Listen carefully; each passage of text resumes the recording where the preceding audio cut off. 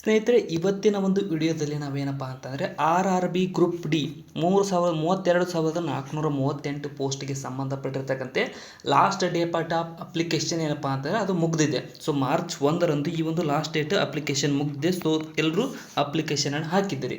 So ಇಲ್ಲಿ ಏನಪ್ಪ ಅಂದರೆ ಇವತ್ತಿನ ಒಂದು ಸೆಷನ್ದಲ್ಲಿ ನಾವು ಈ ಒಂದು RRB group D exam may be ಯಾವಾಗ ನಡೀತವೆ ಮತ್ತು ಯಾವಾಗ ಎಕ್ಸಾಮ್ ಇರುತ್ತೆ, ಎಕ್ಸಾಮ್ಗೆ ಯಾವ ರೀತಿಯಾಗಿ ಪ್ರಿಪೇರ್ ಆಗಬೇಕು, ಸೊ ಯಾವ ರೀತಿಯಾಗಿ ಸಿಲೆಬಸ್ನ ಕವರ್ ಮಾಡಬೇಕು ಅನ್ನೋದ್ರ ಬಗ್ಗೆ ಡಿಸ್ಕಸ್ ಮಾಡ್ತಾ ಹೋಗೋಣ. ಯಾವ ಸಬ್ಜೆಕ್ಟ್ ಎಷ್ಟು ಟೈಮ್ ಕೊಡಬೇಕು ಅನ್ನೋದ್ರ ಬಗ್ಗೆ ಈ ವಿಡಿಯೋದಲ್ಲಿ ಡಿಸ್ಕಸ್ ಮಾಡೋಣ ಸ್ನೇಹಿತರೆ. ಸೊ ಅದಕ್ಕೋಸ್ಕರ ಹೊಸದಾಗಿ ಬಂದಿರು ಸಬ್ಸ್ಕ್ರೈಬ್ ಮಾಡ್ಕೊಳ್ರಿ ಅಂತ ಹೇಳ್ತಾ ಎಕ್ಸಾಮ್ ಪ್ಯಾಟರ್ನ ಕಂಪ್ಲೀಟ್ ಆಗಿ ಡಿಸ್ಕಸ್ ಮಾಡ್ತಾ ಹೋಗೋಣ. ಸೊ ಮೊದಲನೇದಾಗಿ ಏನಪ್ಪ ಅಂತಂದರೆ ಈ ಒಂದು RRB ಗ್ರೂಪ್ ಡಿಗೆ ಸಂಬಂಧಪಟ್ಟಿರ್ತಕ್ಕಂತೆ ನಮ್ಮ ಹುಬ್ಳಿ ರೀಜನ್ಗೆ ಎಷ್ಟಿದಾವೆ, ಹುಬ್ಳಿಗೆ ಒಟ್ಟು 503 ಪೋಸ್ಟ್ ಇದ್ದಾವೆ.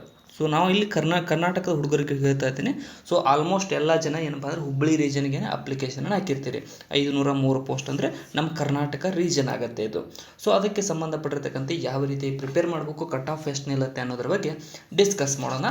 ಸೊ ಮೊದಲನೇದಾಗಿ ಏನಪ್ಪ ಅಂದರೆ 4 ಸಬ್ಜೆಕ್ಟ್ಗಳಿದ್ದಾವೆ. ಸೊ 4 ಸಬ್ಜೆಕ್ಟ್ಗಳು ಈ ಒಂದು ಎಕ್ಸಾಮ್ನ ನಡೀತಾ 100 ಕ್ವಶನ್ಗಳು, 100 ಪ್ರಶ್ನೆಗಳು ಮತ್ತು 90 ನಿಮಿಷ ಟೈಮಿಂಗ್ ಇರುತ್ತೆ ನಿಮಗೆ. ಸೊ ಈ ಎಕ್ಸಾಮ್ಗೆ ಸಂಬಂಧಪಟ್ಟಿರ್ತಕ್ಕಂಥ 90 ನಿಮಿಷ ಅಂದ್ರೇನು, 1.5 ಗಂಟೆ, 1:30 ಗಂಟೆ, 1.5 ಟೈಮ್ ಇರುತ್ತೆ, 1.5 ತಾಸು ಟೈಮ್ ಇರುತ್ತೆ.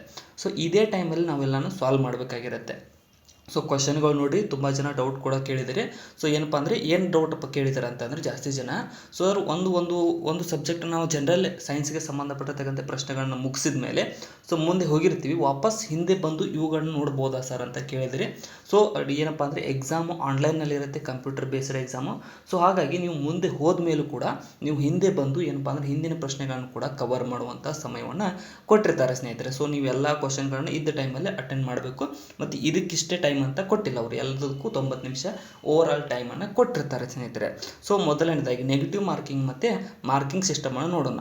ಸೊ ಜನರಲ್ ಸೈನ್ಸ್ಗೆ ಸಂಬಂಧಪಟ್ಟಿರ್ತಕ್ಕಂಥ ಟೋಟಲ್ 25 ಪ್ರಶ್ನೆಗಳಿರ್ತವೆ. ಸೊ 25 ಪ್ರಶ್ನೆಗಳಂದರೆ 25 ಮಾರ್ಕ್ಸ್, ಒಂದು ಕ್ವಶನ್ಗೆ 1 ಮಾರ್ಕ್ಸ್ ಇರುತ್ತೆ. ಸೊ ಅದೇ ರೀತಿಯಾಗಿ ಮ್ಯಾಥಮೆಟಿಕ್ಸ್ಗೆ ಸಂಬಂಧಪಟ್ಟಿರ್ತಕ್ಕಂಥ 25 ಮಾರ್ಕ್ಸ್, ಇದು ಕೂಡ 25 ಪ್ರಶ್ನೆಗಳಾಗಿರ್ತವೆ. ಸೊ ರೀಸನಿಂಗ್ಗೆ ಸಂಬಂಧಪಟ್ಟಿರ್ತಕ್ಕಂಥ 30 ಮಾರ್ಕ್ಸ್ ಅಂದರೆ 30 ಪ್ರಶ್ನೆಗಳಾಗಿರ್ತವೆ. ಇನ್ನು ಜನರಲ್ ನಾಲೆಜ್ಗೆ ಸಂಬಂಧಪಟ್ಟಿರ್ತಕ್ಕಂಥ ಜನರಲ್ ನಾಲೆಜ್ ಮತ್ತು ಕರೆಂಟ್ ಅಫೇರ್ಸ್ ಇಲ್ಲಿ 20 ಕ್ವಶನ್ಗಳು ಮಾತ್ರ ಇರ್ತವೆ, 20 ಮಾರ್ಕ್ಸ್. ಸೊ ಇಷ್ಟೇ ಇರ್ತವೆ. ಸೊ ಇದೆಲ್ಲದಕ್ಕೂ ಸಂಬಂಧಪಟ್ಟಿರ್ತಕ್ಕಂಥ 100 ಆಯಿತು. ಸೊ ಇದರಲ್ಲಿ ನೆಗೆಟಿವ್ 1/3 ನೆಗೆಟಿವ್ ಇದೆ.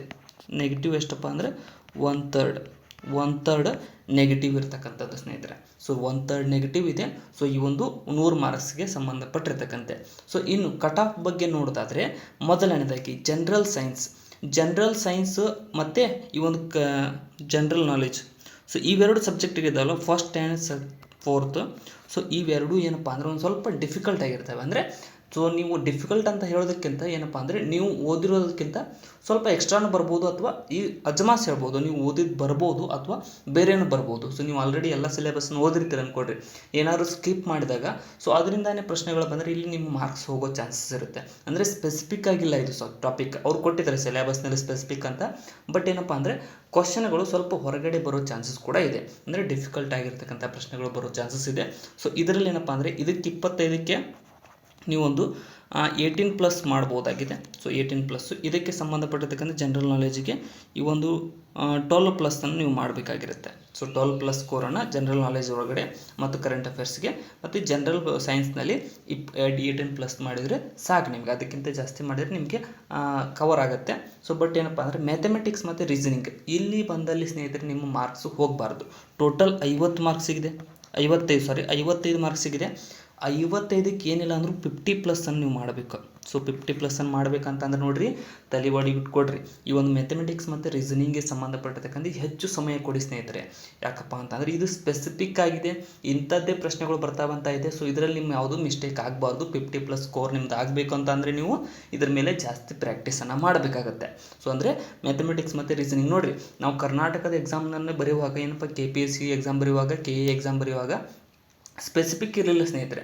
ಸೊ ಪ್ರಶ್ನೆಗಳು ಯಾವ ರೀತಿಯಾಗಿ ಬರ್ತಾವೆ ಅಂತ ನೀವು ಅಂದಾಜು ಕೂಡ ಮಾಡೋಕ್ಕಾಗ್ತಿರ್ಲಿಲ್ಲ. ಬಟ್ ಇವಾಗ ಪ್ರೆಸೆಂಟ್ ಏನಪ್ಪ ಅಂದರೆ ಯಾವ ರೀತಿಯಾಗಿ ಬರ್ತವೆ ಅಂತ ನೀವು ಅಂದಾಜನ್ನು ಮಾಡಬಹುದು. ಸೊ ಅದ್ರ ಮೇಲೆ ನೀವು ಪ್ರಾಕ್ಟೀಸ್ ಮಾಡಬೇಕು. ಸೊ ಸ್ಪೆಸಿಫಿಕ್ ಅಂತ ಇದ್ದಾಗ ಅದ್ರ ಮೇಲೆ ಸ್ವಲ್ಪ ಕಷ್ಟ ಆದ್ರೂ ಪ್ರಾಕ್ಟೀಸ್ ಮಾಡಿದರೆ ಸೊ ಸುಲಭವಾಗುತ್ತೆ. ಸೊ ಅದೇ ರೀತಿಯಾಗಿ ಇಲ್ಲಿ 50+ ಸ್ಕೋರನ್ನು ನೀವು ಕಂಪಲ್ಸರಿಯಾಗಿ ಮಾಡಲೇಬೇಕು. ಸೊ ನಮ್ಮ ಕರ್ನಾಟಕಕ್ಕೆ ಅಂದರೆ ಎಲ್ಲ ಕ್ಯಾಟಗರಿಯವರಿಗೂ ಹಿಡ್ಕೊಂಡು ಏನಪ್ಪ ಅಂದರೆ ಜನರಲ್ ಆಗಿ ಹೇಳೋದಾದರೆ 80+ score is a best score. 80+ ಏನಾದರೂ ನೀವು ಸ್ಕೋರ್ ಮಾಡಿದ್ದೆ ಆದರೆ ನಿಮ್ಮದು ಪಕ್ಕಾ ಸೆಲೆಕ್ಷನ್ ಆಗುತ್ತೆ ಸ್ನೇಹಿತರೆ. ಸೊ ಇಷ್ಟು ಸ್ಕೋರನ್ನು ಟಾರ್ಗೆಟ್ ಇಟ್ಕೊಂಡು ಡೈಲಿ ಎಷ್ಟು ಓದಬೇಕಪ್ಪ ಅಂದರೆ ಮಿನಿಮಮ್ 8 ತಾಸು ಓದಬೇಕು. 8 ತಾಸು ಎಲ್ಲ ಸಬ್ಜೆಕ್ಟ್ಗೂ 2 ಅವರ್ಸ್. ಬರೀ ಒಂದೇ ಸಬ್ಜೆಕ್ಟ್ ಒಂದಿನ ಹಿಡ್ಕೊಂಡ್ರೆ ಬೋರ್ ಆಗುತ್ತೆ. ಯಾಕಪ್ಪ ಅಂತಂದರೆ ಯಾವುದೇ ಸಬ್ಜೆಕ್ಟ್ಗಾಗಲಿ ಏನಪ್ಪ ಅಂದರೆ ಜಾಸ್ತಿ ಹೊತ್ತು ಅದ್ರ ಮೇಲೆ ಯೋಚನೆ ಮಾಡಿದರೆ ಸೊ ನಮಗೆ ಜಾಸ್ತಿ ಬೋರ್ ಆಗ್ತಾ ಹೋಗುತ್ತೆ ಮತ್ತು ತಲೆ ನೋಯ್ತಾ ಹೋಗುತ್ತೆ. ಬಟ್ ಏನಪ್ಪ ಅಂದರೆ ಡಿಸ್ಟ್ರಾಕ್ಷನ್ ಏನಂದ್ರೆ ಒಂದು ಸಬ್ಜೆಕ್ಟಿಂದ ಇನ್ನೊಂದು ಸಬ್ಜೆಕ್ಟಿಗೆ ನಾವು ಡಿಸ್ಟ್ರಾಕ್ಷನ್ ಮಾಡಿಕೊಂಡು ಓದಬೇಕು. ಸೊ ಆ ರೀತಿಯಾಗಿ ಓದಿದರೆ ಸೊ ಒಂದು ಸಬ್ಜೆಕ್ಟಿಗೆ 2 ತಾಸು ಇಟ್ಕೊಂಡು ಡಿಸ್ಟ್ರಾಕ್ಷನ್ ಮಾಡ್ತಾ ಒಂದು 4 ಕ್ಲಾಸನ್ನು 8 ಅವರ್ಸ್ನಲ್ಲಿ ಕವರ್ ಮಾಡಿದರೆ ಅಂದ್ಕೊಳ್ರಿ. ಸೊ ಆ ಒಂದು 8 ಅವರ್ಸ್ನಲ್ಲಿ 5 ಅವರ್ಸ್ ಮ್ಯಾಥಮೆಟಿಕ್ಸ್ ಮತ್ತು ರೀಸನಿಂಗ್ ಇಟ್ರಿ, ಇನ್ನು 3 ಅವರ್ಸು ಜನರಲ್ ಸೈನ್ಸ್ ಮತ್ತು ಜನರಲ್ ನಾಲೆಜ್ಗೆ ಇಟ್ರಿ. ಸೊ ಈ ರೀತಿಯಾಗಿ ನೀವು ಕವರ್ ಮಾಡಿದ್ದೆ ಆದರೆ ನೀವು ಎಕ್ಸಾಮ್ದಲ್ಲಿ ಪಕ್ಕಾ ಆಗುತ್ತೆ ಸ್ನೇಹಿತರೆ. ಸೊ ಇನ್ನೂ 5 ತಿಂಗಳು ಟೈಮ್ ಇದೆ, 5 ಮಂತ್ಸ್ ಟೈಮ್ ಇದೆ. ಸೊ 5 ಮಂತ್ನಲ್ಲಿ ನೀವು ಕರೆಕ್ಟಾಗಿ ಪ್ಯಾಟ್ರನ್ ಹಾಕ್ಕೊಂಡು ಸೊ ಎಕ್ಸಾಮನ್ನು ಮಾಡಿದ್ದೆ ಆದರೆ ಸೊ ನಿಮಗೆ ತುಂಬ ಆಗ್ತಕ್ಕಂಥ ಚಾನ್ಸಸ್ ತುಂಬ ಇದೆ. ಸೊ ಇಷ್ಟು ಪ್ರೆಸೆಂಟ್ ಏನಪ್ಪ ಅಂದರೆ ಈ ಒಂದು ಕರ್ನಾಟಕದಲ್ಲಿ ಯಾವುದೇ ಕನ್ಫರ್ಮ್ ಇಲ್ಲ. ಸೊ ಇವಾಗಿರ್ತಕ್ಕಂಥದ್ದು ನಮ್ಮ ಮುಂದೆ ಇರ್ತಕ್ಕಂಥ ಟಾರ್ಗೆಟ್ ಏನಪ್ಪ ಅಂದರೆ RRB ಗ್ರೂಪ್ ಡಿ. ಸೊ ತುಂಬ ಜನ ನಾನು ಯೂಟ್ಯೂಬ್ನಲ್ಲಿ ಕ್ಲಾಸಸ್ ಕೂಡ ಮಾಡಿದ್ದೀನಿ, ಕ್ಲಾಸಸ್ಗಳನ್ನ ಮಾಡ್ತಾ ಇದ್ದಾರೆ. ಬಟ್ ಪ್ರಿಫರ್ ಯಾವ್ದು ಮಾಡಿರಿ ಅಂದರೆ ಸೆಂಟ್ರಲ್ದಲ್ಲಿ ಒಂದಿಷ್ಟು ಆ್ಯಪ್ಗಳಿದಾವೆ, ಅಡ್ಡಾ 24/7, SSC ಲ್ಯಾಬ್ ಮತ್ತು ಒಂದಿಷ್ಟು ಏನಪ್ಪ ಅಂದರೆ ಟೆಕ್ಸ್ಟ್ ಬುಕ್ಕು ಅಂತ ಸಿರೀಸ್ಗಳನ್ನು ತೆಗೆದುಕೊಡ್ರಿ ಸ್ನೇಹಿತರೆ. ಅವ್ರು ಏನು ಮಾಡಿರ್ತಾರೆ ಅಂದರೆ ಸಿಲೆಬಸ್ ವೈಸ್ ಕಂಪ್ಲೀಟಾಗಿ ಕವರ್ ಮಾಡಿರ್ತಾರೆ. ಸೊ ಅವ್ರದ್ದೊಂದು ಸಿರೀಸನ್ನು ತೆಗೆದುಕೊಂಡು ಸೊ ಒಂದು ಸ್ವಲ್ಪ ದುಡ್ಡು ಹೋಗ್ಬೋದು, ಒಂದು 2,000 3,000 ಇರುತ್ತೆ. ಸೊ ಅಷ್ಟನ್ನು ನೀವು ಕವರ್ ಮಾಡಿದರೆ ಅವ್ರ ಸಿಲೆಬಸ್ ಕಂಪ್ಲೀಟಾಗಿ ಕವರ್ ಮಾಡಿರ್ತಾರೆ. ನೀವು ಡೈಲಿ ಕ್ಲಾಸ್ ಕೇಳ್ತಾ ಪ್ರಾಕ್ಟೀಸ್ ಮಾಡ್ತಾ ಹೋಗಿದ್ದೆ ಆದರೆ ನಿಮ್ಮದು ಆಗೋ ಚಾನ್ಸಸ್ ತುಂಬ ಇದೆ. ಸೊ ಅದಕ್ಕೋಸ್ಕರನೇ ಯಾರು ಕೂಡ ನೆಗ್ಲೆಕ್ಟ್ ಮಾಡಬೇಡ್ರಿ. ಈ ವಿಡಿಯೋನ ಆದಷ್ಟು ಯಾರ್ಯಾರು ಪ್ರಿಪೇರ್ ಆಗ್ತಾ ಇದ್ದಾರೋ ಸೊ ಅವರೆಲ್ಲರಿಗೂ ಶೇರ್ ಮಾಡಿ ಅಂತ ಹೇಳ್ತಾ ಸೊ ಸಬ್ಸ್ಕ್ರೈಬ್ ಮಾಡ್ಕೊಳ್ರಿ. ಮತ್ತು ಇನ್ನೂ ಏನಾದರೂ ಡೌಟ್ ಬಂದಿದ್ದರೆ ನಿಮಗೆ ಕಮೆಂಟ್ ಸೆಕ್ಷನ್ದಲ್ಲಿ ಕಮೆಂಟ್ ಕೂಡ ಮಾಡಿ ತಿಳಿಸಿ, ನಾನು ನಿಮಗೆ ತಿಳಿಸ್ತೀನಿ. ಮತ್ತು ಡಿಸ್ಕ್ರಿಪ್ಷನ್ಗಳಿರ್ತಕ್ಕಂಥ ನಮ್ಮ ಟೆಲಿಗ್ರಾಮ್ ಚಾನಲ್ನು ಕೂಡ ಫಾಲೋ ಮಾಡಿಕೊಡ್ರಿ. ಸೊ ಅದರಲ್ಲಿ ಕೂಡ ನಮ್ಮ ಚಾನಲ್ನಲ್ಲಿ ನೀವು ರಿಪ್ಲೈ ಮಾಡಿದರೆ ನೀವೇನಾದರೂ ಮೆಸೇಜ್ ಹಾಕಿದ್ರೆ ನಾನು ನಿಮಗೆ ರಿಪ್ಲೈ ಕೂಡ ಮಾಡ್ತೀನಿ. Thank you so much.